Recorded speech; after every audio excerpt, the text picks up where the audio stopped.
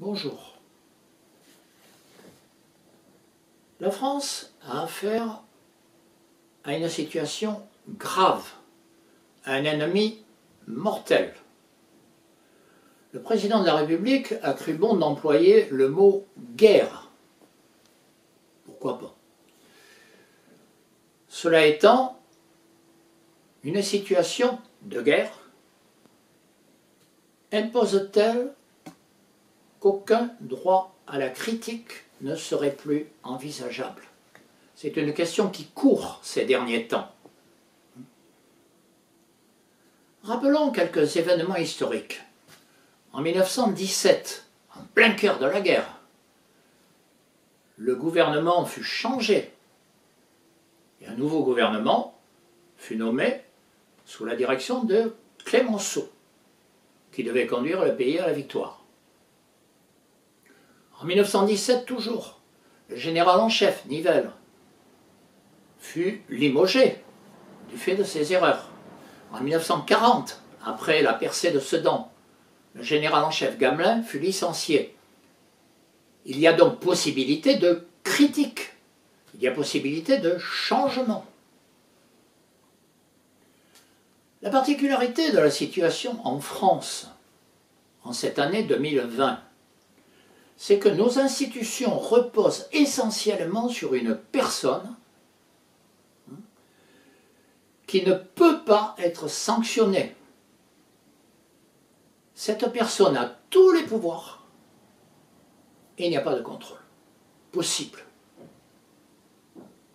Qui plus est, il est général en chef. Cette espèce de cumul sans contrôle est une exceptionnalité. Et c'est d'ailleurs pour ça que depuis 13 ans, nous avons fondé l'association Monnaie Constituante, parce que cette crise met en lumière le fait que la crise sanitaire rejoint la crise politique.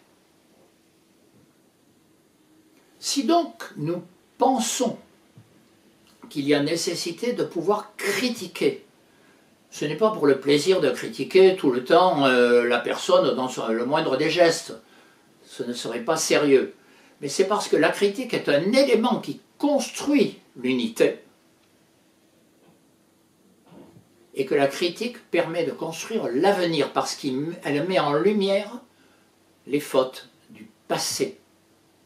Citons-en quelques-unes. Est-il normal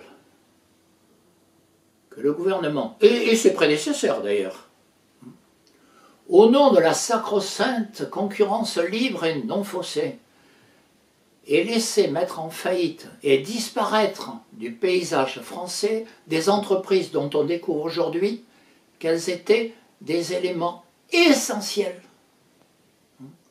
pour le bon fonctionnement du pays et de sa santé? Est-il normal qu'au nom de la mondialisation, on ait laissé partir la fabrication de médicaments fondamentaux en Asie? Est-il normal que le président de la République répète à longueur de temps la souveraineté européenne, qui d'ailleurs n'existe pas, alors même qu'on découvre que la Commission européenne a demandé 63 fois à la France de réduire ses dépenses de santé? Est-il normal que le président de la République ait demandé à la Caisse des dépôts, dont on sait parfaitement quelle est sa pensée, de faire un rapport sur l'avenir de l'hôpital? Et évidemment, la Caisse des dépôts a répondu « mais il faudra poursuivre les privatisations ».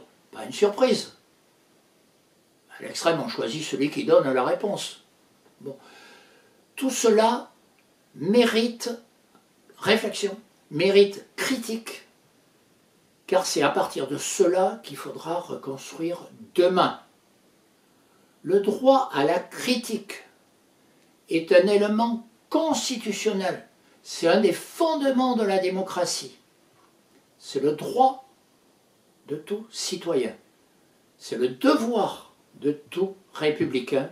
C'est le devoir de tout citoyen français.